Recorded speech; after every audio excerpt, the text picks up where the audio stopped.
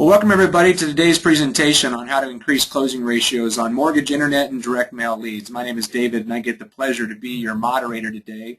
And today I have with me one of the top nationwide experts in direct mail marketing and internet marketing for the mortgage industry. He is the president and the director of OverflowWorks.com, a specialty firm that specializes in direct mail and internet lead conversion. And he has been an expert in this for over 20 years, working with some of the top mortgage companies in the industry.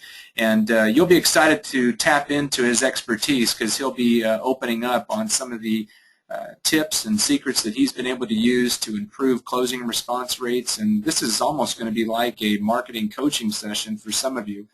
This is an advanced program. Jeff has invited some of his top clients who spend tens of thousands of dollars in marketing, even hundreds of thousands of dollars in certain campaigns. But this is an exciting opportunity for you to learn more about how to improve your response rates and also how to improve your closing ratios, as we'll be doing kind of a two-part segment today. Jeff will be talking a little bit more about internet leads in the very beginning, and then he'll talk a little bit more about direct mail leads, and then he'll just be giving some great practical business coaching on how he's been able to help mortgage companies to be able to improve their closing ratios with some simple practice management tactics. And we'll talk a little bit more about those as kind of a bonus to today's webinar. So get ready for Jeff to dive into some really advanced strategies and tips, and also just be reminding you of some very simple strategies that he's getting great conversion with real practical direct mail campaigns and internet campaigns. So Jeff, welcome to the webinar today. We're excited to hear from you. Yeah, thanks for having me. Well, Jeff, you've had a chance to work with some of the top mortgage companies in the country. You've provided us with some substantial evidence that you've got some serious clients out there that are using direct mail and internet marketing and tapping into your expertise to help them to improve their response rate, conversion rate, and overall practice management. So talk a little bit more about your background and give everybody that's on the webinar with us today a little bit of an insight to the expertise that you bring to us today. Yeah, so I've been around the mortgage direct mail business for like almost 20 years now. Done direct mail for thousands of mortgage companies, big and small, many, probably all 50 states at this point.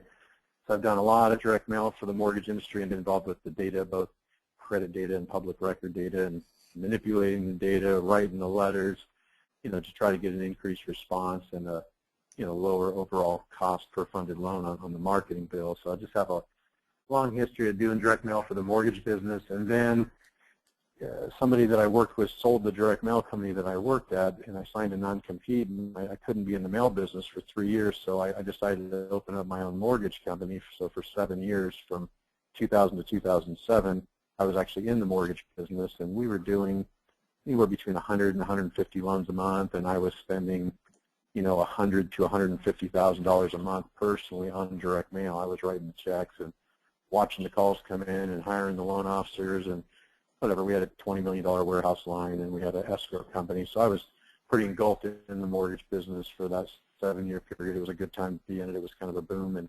And then things tightened up and got slow, and we shut the company down December of 2007. I kind of went back into direct mail. So I just have the experience of being on both sides of it, writing those big checks and hiring people and writing the copy. So I had kind of a different experience with being on both sides of the business that I think can help people generate a better response, better closing ratio, make more money on their advertising investment.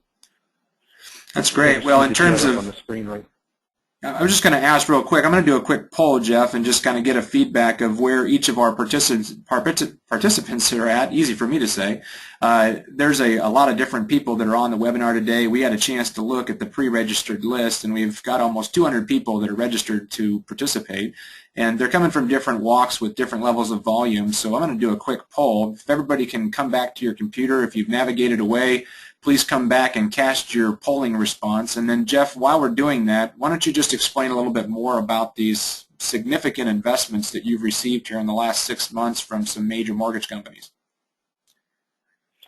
Yeah, these are copies of checks I've received from clients, obviously with the client names and bank accounts and routing numbers, blanked out. But you can see I've got clients spending, one of them's $199,000, and that's a quarterly budget for one of my mortgage clients that's just sending out a ton of direct mail, probably 400,000 to 500,000 pieces, every month or every other month, and checks $122,000, $89,000, $18,000. These are some of my bigger clients. So when somebody calls me and says that direct mail doesn't work, I'm like, well, you better call my client that just wrote me a $200,000 check, because he's doing that every other month, and apparently it's working for him. So we can't say direct mail doesn't work. It's working for some people. But the challenge is, how do we make it work for you at the level you want to do it? So our smaller clients spend $3,500 on a mailer and get 30 or 35 phone calls and close 3 to 5 loans. That's kind of on the low end.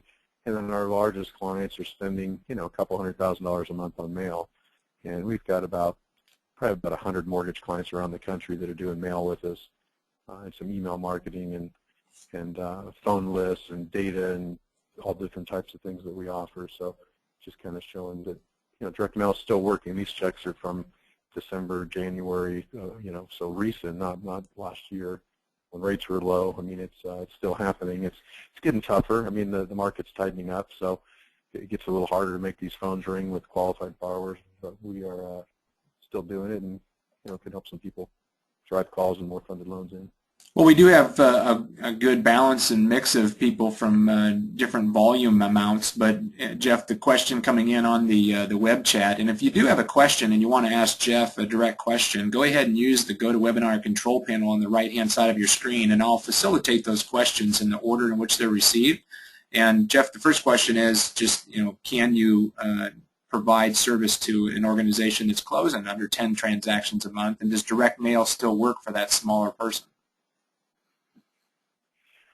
I would say yes. You're going to pay more for direct mail on 5,000 letters than, let's say, 500,000 letters.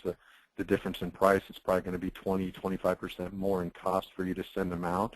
So you might not have as high of an ROI, but if you can spend $3,500 and get 4 loans closed and make $15,000 or $20,000 back, you would probably be willing to spend $3,500 every month with me if we can get 4 loans closed and make 15 or 20 grand back. So there's a return on investment. It won't be quite as high as the guys that are doing the huge mailings, closing hundreds of loans per month, where they get a little bit more of an economy to scale, but they can certainly make money on direct mail even in small quantities. And I have a lot more small clients spending $3,500 to $6,000 or $7,000 a month than I do guys spending $100,000, $200,000 a month. So it can work at all levels. Just not, you're going to pay a little bit more for your marketing costs, but so yeah, hopefully ramp it up and go from there.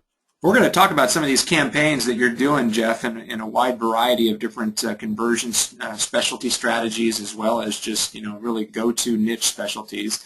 So I got one more poll I'm going to ask, just in terms of where you're at in your marketing budget, just so we can tailor the presentation to the masses that are on the call. Because there are some big players that are spending quite a bit in advertising. We want to know how many of them are out there, and then just how many are in the smaller category where you're just stepping into this strategy. And if you can cast your vote quickly, we can close up the poll and move on to this first strategy. And Jeff, maybe you want to go ahead and introduce this particular campaign. We've blocked out the company logo for the company, but talk a little bit more about this variable data campaign that you did. And I'll show the screen here as soon as the campaign, or as soon as the poll has been completed.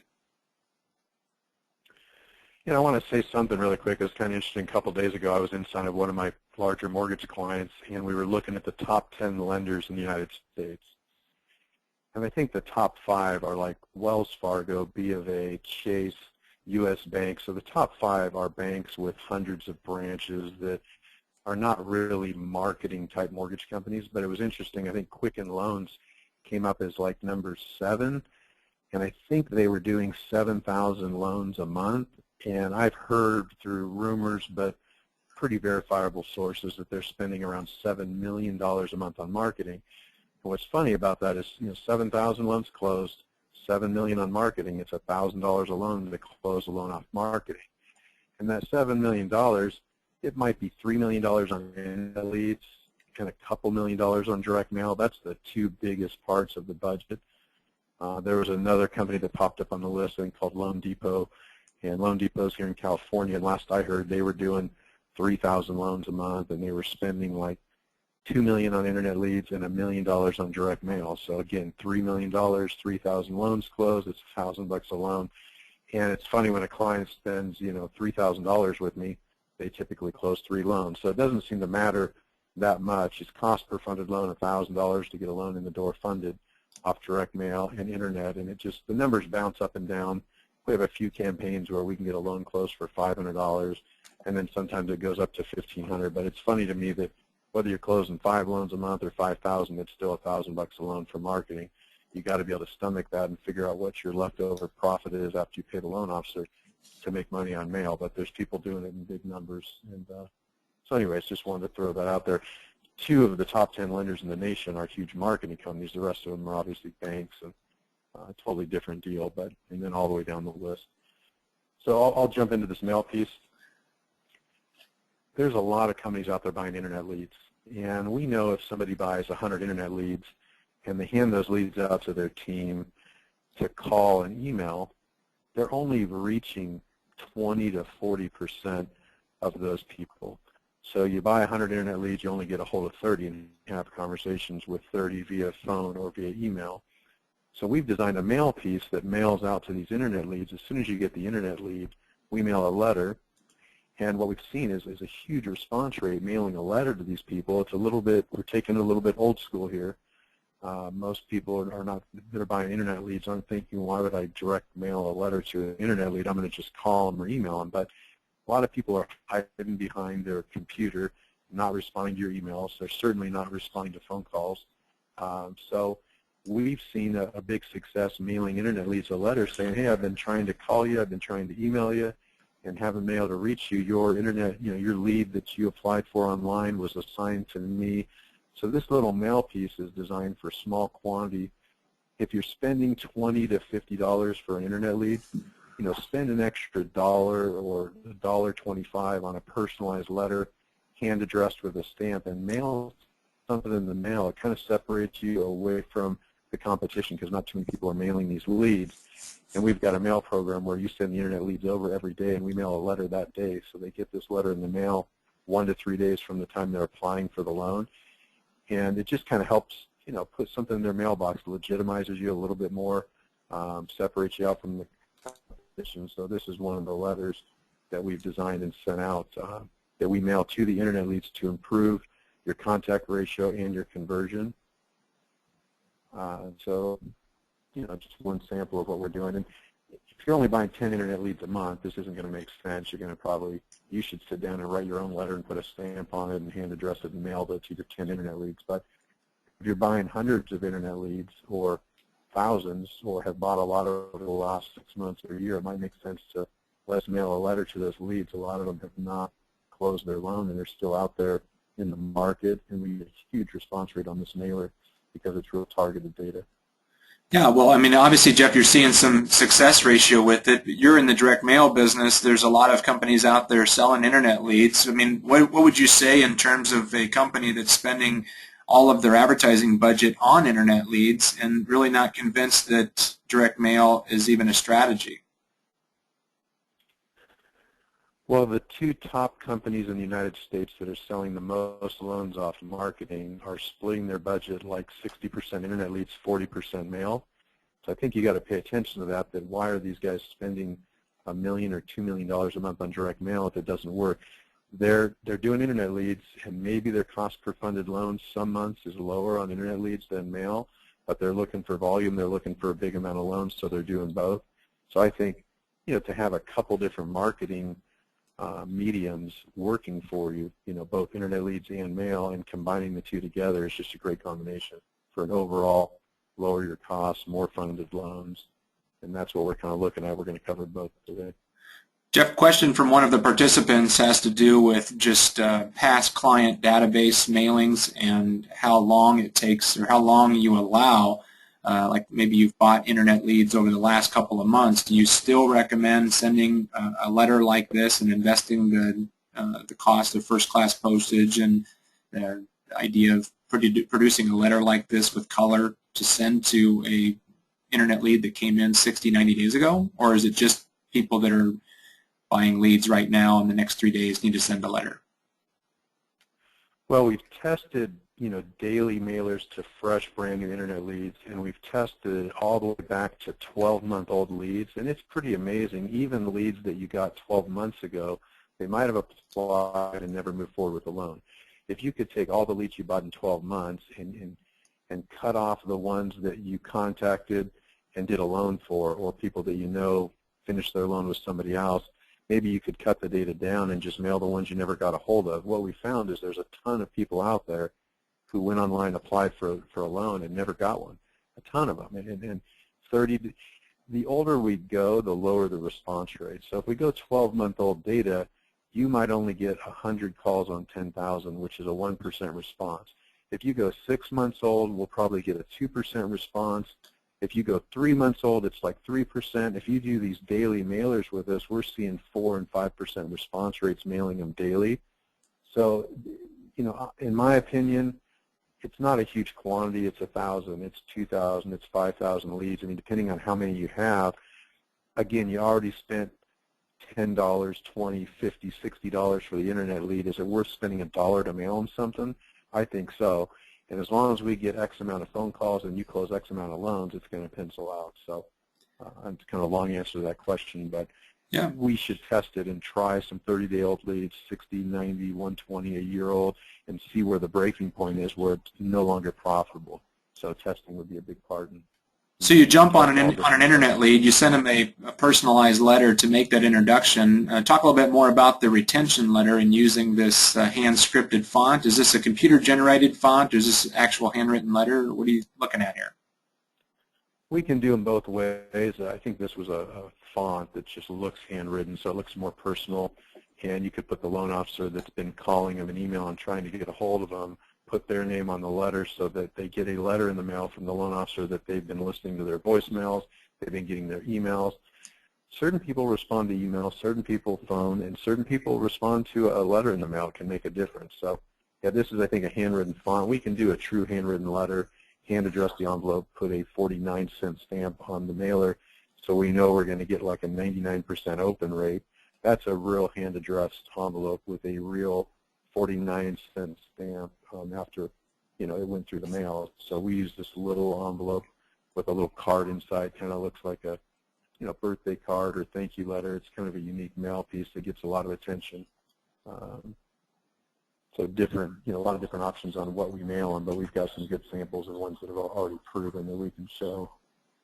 Jeff, would you be willing to share with the participants today? We've got a participant that wants to know, his name is Scott, and he would like to know more about the mix of the products that you're marketing for. So like in terms of HARP, is HARP still one of your key marketing niches, or are you still, using FHA, VA? What's the hot niche of the day for you and your company? Well, we have a slide that's going to go through the 5 best direct mail campaigns I have. That's kind of longer, further into this presentation, but I'll tell you just real quick, HARP owner-occupied is pretty much dead. I mean, I mail 10,000 letters for $6,000, and we're getting 20 phone calls and 2 loans closed. I mean, it's costing $3,000 per funded loan. That does not work. So we have not been mailing owner-occupied HARP. I'm getting a huge response still on non-owner-occupied HARP because they have not been mailed to death and saturated like owner-occupied.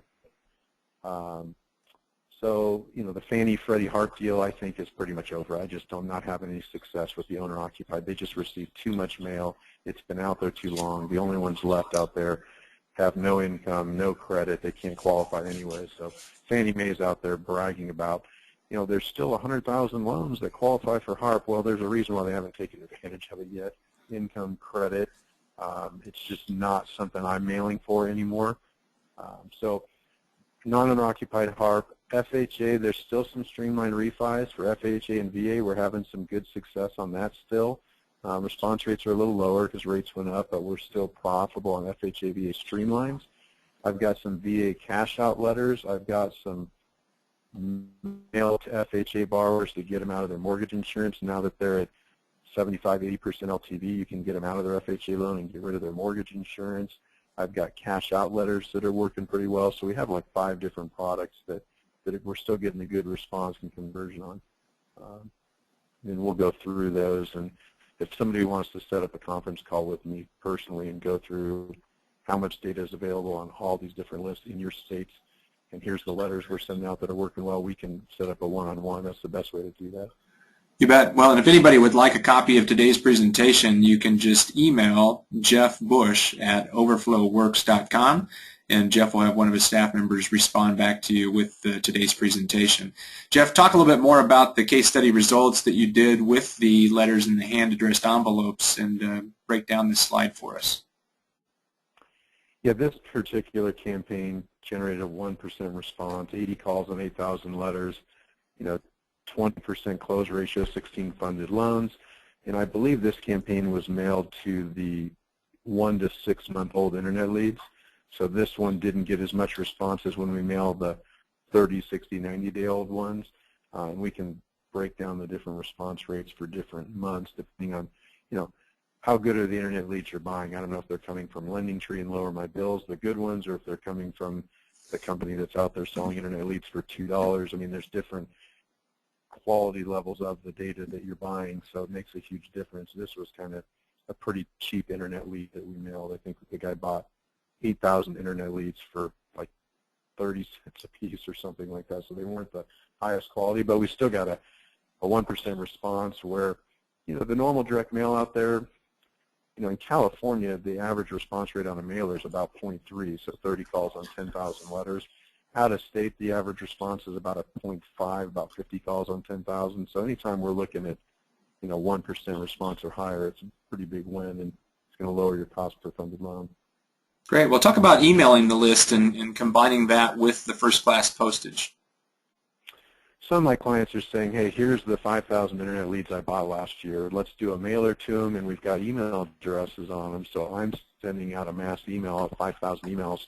And I've got some pretty good email mail servers that will get these emails delivered at a higher rate than some emails that have been blocked by spam or blacklisted. I do a lot of email marketing myself, so I started to sell email marketing to my mortgage clients, and it's been going extremely well. I only have a few clients doing it, but we're taking things like the lender name that their current loan is with and their loan amount, and we're customizing the subject line on every email to be variable with their lender name, their loan amount. We're doing some really interesting things with email that's generating a lot of email responses and even phone calls. So if you send me all of your data, we could launch a 5,000 email to all of your internet leads you bought for the last year and get a great response, a bunch of leads coming in really cheap. So tying in direct mail and email is just a great combination. Great. You have another email campaign that we've got some data on. Talk a little bit more about this email campaign that we're showing here on the screen. So when we send out a mass email, this one had a 20% open rate, which is pretty high. I think nationally the average open rate on an email nowadays is around 6%. But because we have a target audience, people who applied for a loan online, we have a very aggressive subject line. That gets the email open.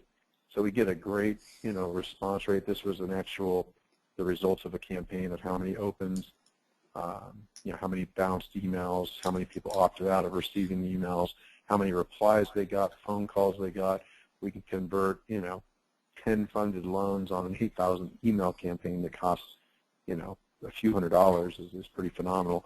A lot of it depends on the data, how much you have, but it just makes sense to mail them and email them in mass quantities to get the overall response of it. Let's break down the campaign and just talk about cost and then return on investment now. Well, we know when we send out internet leads to a bunch of loan officers, the loan officers are probably emailing them, they're calling them. The company might even be sending out a mass email at the company level, but sometimes your servers get blocked and spam and they never get it, so it doesn't hurt to email them through another company, other servers, to try to get more penetration on that list and a higher conversion, which is really what this webinar is about, is increasing your conversion on leads you're already buying. If you're buying, 2,000 internet leads a week, you could send them over here and we could do a mass email every week and direct mail them, so we can mail them, email them, and get better penetration on this list. And this is just kind of an example of what it might cost. This is a expensive handwritten envelope with a stamp on it, so the mailer is kind of expensive. It's 49 cents just for the stamp. I've got clients that pay 49 cents all in for their mailer, their data, their postage, everything, just the stamps 49 cents. But if we get 2, 3, 4% response instead of 0.234, it's all relative, you know, lower cost per call, even though you're spending more money on the mailer going out. Well, you've got a return on investment breakdown here that kind of walks us through what it would look like to get one of these campaigns out the door and what it would look like in terms of investment. Now walk us through the return. Yeah, I mean, getting 10 funded loans from the email and 16 from the direct mail, 26 funded loans, your average loan amount and profit per loan. I mean, this was a 9-to-1 ROI. I would say the average return on investment on direct mail out there, I mean, the guys that are spending $200,000 a month on mail are making about $800,000 back, so it's 4-to-1, but huge, huge numbers. If you tie in the email, it's just so inexpensive, we can get a better ROI, but there's, you know, limited numbers of how many emails you have, how many of these leads do you have, so we're kind of stuck with a max quantity of whatever number you have, and we'd have to look at that and come up with what our ROI projection would be. You know, another thing, by mailing and emailing these people, if they already funded a loan with someone else, it's kind of nice to find that out. So we have a little box that says, hey, if you already did your loan with someone else, check here. So you can kind of remove them out of your database, stop calling and emailing and wasting the time and energy. You know, sometimes it's nice to know why you lost the deal, or, you know, who they ended up going with, and, you know, that can all be part of the reply mechanism on the email or the direct mail piece. Yep. I want to move on into the direct mail marketing basics, but I have a question from another participant that asked a question about offering email-only campaigns. Do you offer that, and what would be the minimum entry point in terms of a cost breakdown per email? Well, if the big cost on email campaigns is getting valid email addresses on data, if someone's providing me the data with valid email addresses, I mean, it's going to be really cheap to do an email campaign. It doesn't cost much to send an email. It's not free because I have to pay to run these servers and send them out. So if we design the email and implement it, you know, we could do probably an email campaign for, you know, design, sending for probably $1,500. So it's going to be less than our $3,500 minimum for direct mail. If somebody wants me to take their mailing list and go out in the pinned emails and send the opt-out spam compliant email that we send out to remove all the bad email addresses and take the people off the list that don't want to receive email from you, you know, so we can go get a list, for example, of FHA and VA loans paying higher rates, and we can get about 40% of an email match and find an email on these people and send something out. That would start at around $2,500. And I typically like doing the direct mail and email together just because you hit them in both their inbox and their mailbox, and we can come up with some different proposals. A lot of what I'm doing is brand new. I mean, I've only been doing this for like 6 months, so I don't have a price sheet on all this. I just kind of wanted to throw out the idea, show some people, and then we can come up with a custom quote based on their quantity, whether they want to use our data or they're going to provide their own data. How many are we sending? Are we sending 100? Are we sending 100,000? It just would be more custom quoted. So I'd like to talk to someone one-on-one and figure out what they've got, what they might want to use from us. You know, we can design, track, and send emails, and you know, do something for a pretty low dollar amount to prove that it works and brings some loans in, and then maybe expand it. Yeah, so email marketing, not your primary source of focus, but it is something that you're adding on to bring more value to your clients. But direct marketing or direct mail marketing has been your go-to expertise for over 20 years. And if we can transition the conversation now into some of the direct mail marketing basics, I mean, some of the most advanced marketers that are on this call may see this just as a reminder, but you know, walk us through the percentages and talk us through the idea of how you can improve that conversion rate. Well, I like to say, you know, 40% of your mailer, the success is based on the list, and 40% is the offer. But really, you can't separate those two things. The offer and making the right offer to the right list of people is 80% of your success. And what's funny to me is everybody's always working on the 20%, which is based on the type of mailer you send out. Should I do a postcard? Should I do a letter? Should I put it in red, blue? And everybody focuses all their time on the 20% that doesn't matter that much, and that's the type of mail piece you send. It's all based on the list and what offer, what are you saying to that list of people that's going to resonate with them, that's going to make them respond.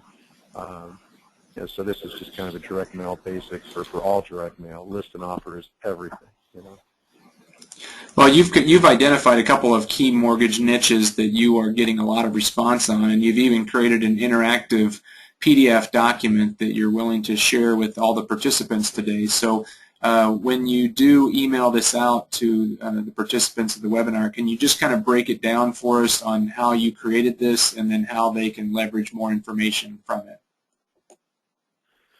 So we have 9 different direct mail campaigns we do for refinance that we've seen success with. This document kind of shows our top responding, the most loans funded, off to the far left, which is our non-owner occupied HARP direct mail program. That's number 1. And if you move to the right of this document and you look at the last one on refinance, it's reverse mortgage. Reverse mortgage is probably the lowest response rate, but a huge revenue per loan, so I still have a handful of clients mailing for reverse where they're making $10,000, $15,000 a loan, so they don't care that they're only getting 20 to 40 calls on a 10,000 piece mailer. So it kind of is organized in the highest response rate to the lowest response rate. So just to start off, HARP non-owner occupied, this is how much data we have per state that we can market to, and we're still doing a lot of HARP non-owner refis, no appraisal, unlimited LTV, 1 year's tax return. Everybody loves a loan you don't have to get an appraisal on right now because appraisal is just so tough out there with the market. So these are all the direct mail campaigns we do. If you double click the push pin, you can see a sample letter that we send out, and I don't have my best, highest response letters because I don't like people taking them and copying them. So I've got sample letters that have gone out from some good letters with clients that do a lot of business with us and reorder, but it's not all my best letters. But so we got non-owner occupied, HARP, we've got FHA conversion, that's where we mail FHA borrowers and take them out of their FHA loan, put them in conventional, lower their rate, get rid of their mortgage insurance. That's been a huge campaign for us. Cash out in certain states, Arizona, California, Nevada, Florida, where there's 20, 25% appreciation in the last year, we're mailing a lot of people to take cash out to pay off credit cards, student loans, bills. The cash out deal's finally back after being gone for 5 years, so we're having some success on that. And then FHA VA streamlines, we're still having some success mailing those older FHA loans that didn't refi yet, and same thing with VA. Adjustable rate loans, people that have adjustables that are 5 years old that are getting ready to adjust, we're having some success mailing them, putting them in a fixed rate or putting them in another 5-year fixed because they know their rate's going to go up. We've got a couple jumbo campaigns. Jumbo's starting to come back. There's a few lenders I'm working with that are doing, I won't call them stated income, but they're doing bank statements, which is kind of exciting. I've got a couple of my wholesale lenders that I've been referring my brokers to that are doing bank statement loans, that business bank statements, which is amazing, and qualifying them. So we're starting to see the jumbos come back. HARP owner occupied is on this list, but just in the last few months, a couple test mailers, just again 20 calls on 10,000. It's not enough response to probably make it profitable to mail. I'm going to get another poll open here, and for those individuals that would like a copy of this document and some counts in their particular area, please cast your vote as a yes. Please contact me right away. If you just are curious and you want to see this particular document and some of the sample letters, you can just click on maybe, and Jeff's organization will send you some more information. If you're not interested in doing any marketing and you're really not interested, this may be a good time to close out of the webinar. We're going to continue on with some great tools and best practices that Jeff's going to recommend for improving your closing ratios and doing some more practice management with some of the participants that are Jeff's clients, and for those who are just interested in improving the quality of their organization and their closing ratios. So please cast your vote if you'd like this document and some more information and maybe some sample counts from overflowworks.com, and we'll leave that poll open for another 30 seconds. So please come back to your computer if you've navigated away, cast your vote, and then we'll close that and move on with closing ratios. And Jeff, maybe you can kind of just do a quick intro to the idea of, what this idea of improving your closing ratios has meant to your organizations in the past that you've managed and operated. Yeah, and just one last thing on that campaign, Dave. I went through the 9 refi campaigns we're doing, but I've had a lot of interest recently on purchase campaigns where they want to find buyers. We've had like 3 different mailing lists to try to mail to renters that may be in the market for a home, and the best one I have right now is I've got a list of VA renters. So they're VA qualified, they've been in the military, and we know they're renting a house. It's not a real big list, but I've had some recent success mailing VA borrowers, 100% financing, buy a house today. You can get these phone calls, get them pre-qualified, find a house. They don't have to come up with any down payments, so you can close these deals in 60 days instead of 90 or 120. So our VA renters list has been pretty hot. I also have a list of people that had a bankruptcy like 2 to 5 years ago that might have gone through a tough time and let go of a house or had a bankruptcy, and they're back in the market to buy a house again. And some of these people think they have to wait 7 years before they buy a house, but FHA, I think it's a 3-year wait on a bankruptcy. So you can get these people back in their house. So I've been doing some successful purchase campaigns. And the exciting thing about the purchases is the loan amounts are like twice the size as a refi.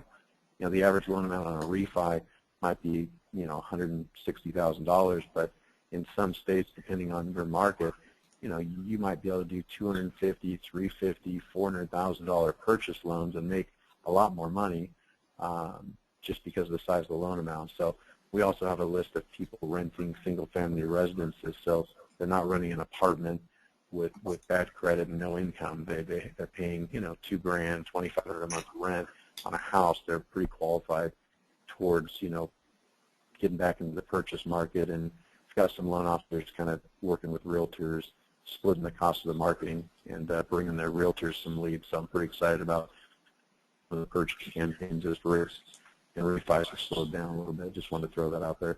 Yeah, well, let's jump into these 7 ways really quick. We're going to cover these in about 10 or 15 minutes, but you've created just a quick list of 7 ways to increase your closing ratio on leads, and we'll just jump right in and talk about closing ratio averages and go from there, Jeff. Yeah, so this is, when I had my mortgage company and I spent $2.4 million on direct mail in my biggest year. And I remember looking at, okay, my average closing ratio on these incoming calls was like, I think it was like an 8% close ratio on all the leads I was generating. And I remember sitting down figuring out if I can take my average close ratio from 8% to 9%, 1 percentage point, I would have made an extra $1 million that year. So close ratio is so important, not just response on your mailers, but trying to close a higher percentage. I mean, if you can move that needle 1%, it can make you a lot more money. So I started really working on how do I, close more of the leads I'm already buying. So I'm going to go through some of these things. I mean, the difference of a 6% close ratio to 12, you make an extra, $30,000 on one 10,000 piece mailer. It's everything. So just some different ideas that I did at my mortgage company that I think clients that are spending a lot of money on direct mail and internet leads, they should be doing. We're just going to kind of go through that. Let's start with number 1. Answer your call. Sounds pretty obvious, but explain more on that, Jeff. Well, I'd say the average mortgage client that does a 10,000 piece mailer, if you get 100 phone calls, that's a high response of 1%. About 20% of all the calls are missed. And if your closing ratio is 10%, you missed 2 funded loans just from not answering your phone calls. So, we put our mortgage companies on a toll-free number where every time the phone rings, they get an email with the caller ID of who called them. I mean, on average, there's just spillage, depending on the size of the mortgage company and how many loan officers are in the building to take calls. Our average client misses 20% of their calls. If you don't answer your phone when somebody calls on a mailer, they're probably not going to want to do their loan with you, thinking that, once they get their loan in process, they're not going to be able to get a hold of you. So, we send them a report showing, who called when. They get an email every time the phone rings so they don't miss any calls. We want to take that 20% missed calls down to maybe 2%. We can get a couple extra loans funded on one, $6,000 mailer. So that's important, making sure that they're using the toll-free tracking system. We also record all the phone calls just to listen to how the loan officers are treating the leads. It would scare you. It would actually make you vomit if you sat back and listened to all the phone calls that are just completely blown. They're not establishing rapport with the borrower over the phone. They're not asking for the business. They're not closing. Somebody calls and just asks about rate. And, so recording the phone calls, listening to them, training the reps, getting rid of the reps that cannot convert incoming phone calls. I would venture to say if there's 100,000 loan officers, in America, 10% of them can take these incoming calls and close them.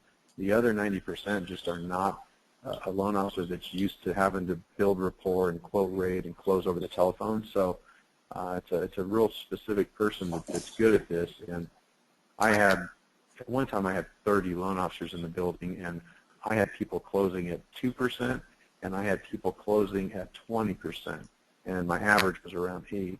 And I was always working at trying to get rid of the ones that couldn't do it, or train them and see if they could do it after training. So I know we're running out of time, so I'm going to speed this up. The second thing you should do on all leads is put an expiration date on them.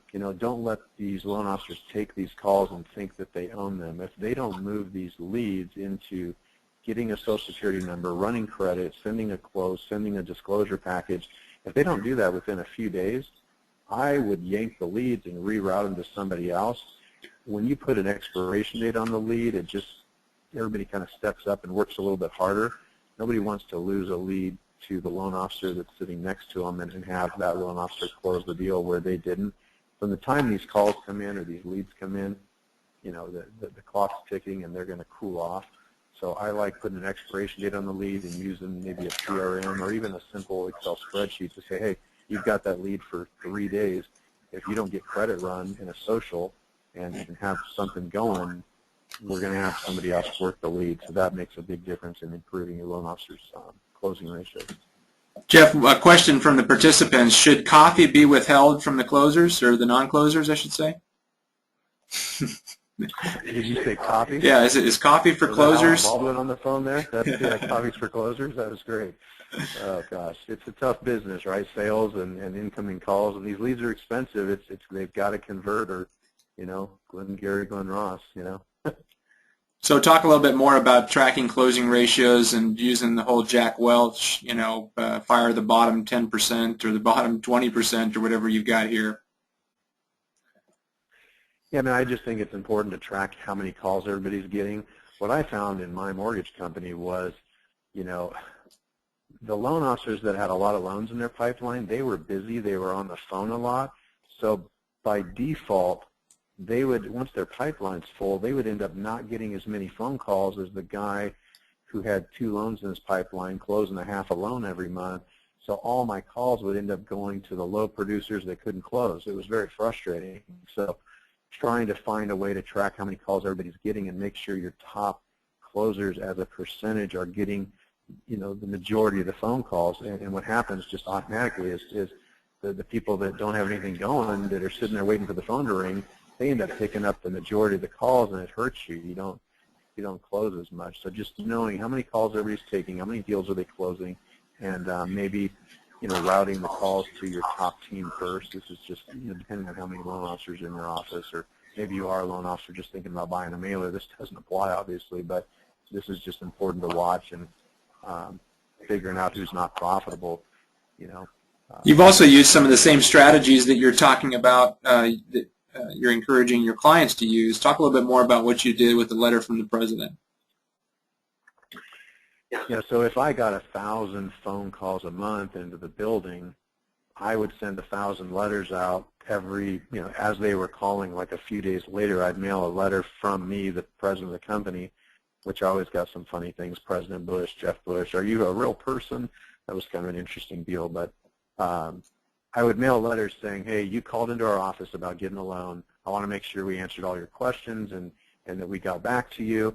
I would mail, 1,000 of these letters, and I swear I would get 40, 50 phone calls a month 4 to 5% response on this letter saying, your loan officer never got back to me. Now, what I found out is out of the 50 people that we never got back to, like 25 of them had such horrible credit that there's no way we were going to do a loan for them, and the loan officer would just blow them off. They'd never call them back. They ran credit. They saw 490 FICO, and they just never called them back. So there wasn't a deal there. But what was sad is the other half of these leads where there was a deal and we didn't get back to them. Somebody got busy. Somebody got fired. Somebody quit. Somebody went to Hawaii for a week, and it was just, getting back in touch with these leads. And so mailing this letter to every lead that comes into the building every month, the loan officer started to learn that this letter was going out right behind them taking the phone call, and it just made them a little bit more on their toes. They knew if they didn't call a borrower back, their manager was going to come to them and go, hey, we just got a call from someone who called you a week ago and said you never called them back. What's going on with that lead? And it was a great tool, and it was always, like 2 or 3 people out of 30 that weren't calling their borrowers back. So, we'd fire them or warn them and train them, and so this is just the letter from the president. Well, you also used a follow-up phone call from another staff member to basically go out there and try to collect more information. Talk a little bit more about the follow-up call and how that worked for you. So yeah, once the lead came in, if we didn't have some sort of a conversion, like a package going out, disclosures, a social security number, credit run, we would just schedule a call for 2 weeks out and then send that lead to our rework team. And, I know rework teams that close, 20, 30 loans a month, all off leads that, came in 2 weeks ago or a month ago that just nobody got back to. So having someone kind of follow up with every lead, every call a couple weeks out, especially on direct mail calls where those incoming calls are costing you $100 a call or $150 a call, it's, crucial to get back to them and just improving your closing ratio a little bit. You've already talked about number 6 about listening to phone calls, but obviously there's a couple of key critical indicators that you can use inside of your follow-up sales meetings. Talk a little bit more about the value of listening to those recordings and just the time that it takes to do that. Yeah, listening to these recorded phone calls, you're going to hear what your loan officers are saying to these people, and it's sometimes just kind of, like I said, kind of frightening that giving them some sort of script, to sell the company, sell themselves, build some rapport, sell the product, and then close. That's just selling in general. And it was amazing to me. I'd listen to calls sometimes and just hear it kind of be all over the place, and they just didn't connect with the borrower. Sometimes I had, men selling men and women selling men, and I would rotate these leads and say, hey, let's try giving that lead to a woman that might, be able to sell this person where the guy couldn't. So just rotating around, listening to the phone call. You can hear a lot of times this loan officer did not make a connection with this borrower. This borrower was, a school teacher that wanted a bunch of information, and the loan officer was just talking the whole time. So sometimes just listening to these calls and coaching and training, it's just more of a sales training type of deal. But listening to a few calls every week, I used to play some of the recorded phone calls in my sales meeting and say, listen to how we took this phone call and what went wrong. What could we have done better? And everybody kind of learned from it. And the loan officers would get kind of, they would be a little bit embarrassed if their phone call got played in a sales meeting in front of everyone if they didn't do a good job. So it just started making everybody work a little hard, do a little bit better job on these phone calls. You already talked about the rework team. You just kind of showed a little bit more of some of those percentages. But as we wrap up today's presentation, Jeff, if you could close up and share some final thoughts with our participants, we'll go ahead and close the webinar up.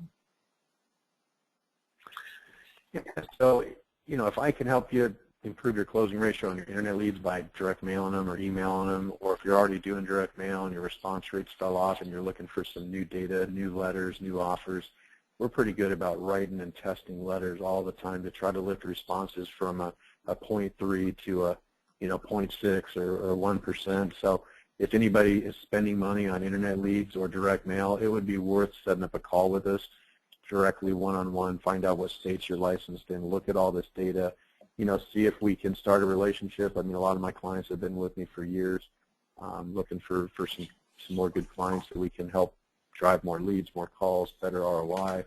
I think we've got a lot to offer here and share. So if somebody is interested and has a marketing budget, email me and we'll set up a call and then kind of go go into it one-on-one with how we think we can help you. Great. Well, thanks so much for sharing some time with us and your expertise, Jeff. And for all the participants, we appreciate you being here and for sticking around for the webinar. If you have more questions or if you'd like to contact somebody at Jeff's office, please call 800-784-5194, visit overflowworks.com, or again, we will send out the participation information and how to get in touch with Overflow Works via email to everybody that requested it. Otherwise, we'll look forward to hearing from you, and have a great day, everybody.